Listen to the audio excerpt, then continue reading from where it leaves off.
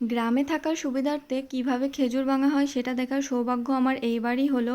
কোনোবারই হয় না এই সৌভাগ্য আমার। যাই হোক, চলো তোমাদের সাথে ভিডিওটা শেয়ার করি। আমরা গ্রুপে ছিলাম 8 জন, তো আমরা যাচ্ছিলাম খেজুর ভাঙা দেখতে।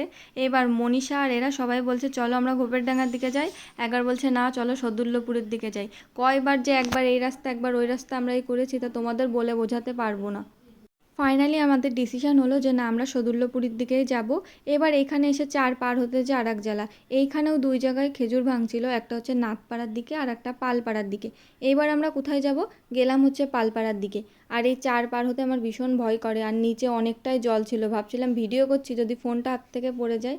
যাই হোক, এইখানে দেখো কত লোকজন, আর এইখানে কিভাবে খেজুর ভাঙছে তোমরা দেখো ভিডিওটা। তারা উপর থেকে খেজুর নিচে ফেলেছিল এবং আমরা সেইগুলোই কুড়িয়ে পেয়েছিলাম। সবাই খেজুর পেয়েছি এবং ভিডিওতে সেইগুলো দেখাচ্ছিল। তাদের কোনো প্রোটেকশন ছাড়াই ঠাকুরের আশীর্বাদে তারা যে কী সুন্দরভাবে খেজুর ভাঙলো। এইখানে আদিত্য আমাকে বলছে, পিসি দেখো আমি কতগুলো খেজুর পেয়েছি, তুমি আমাকে একটু ভালো করে ভিডিওতে দেখাও। আর ভিডিওটা ছিল এই পর্যন্ত, টাটা।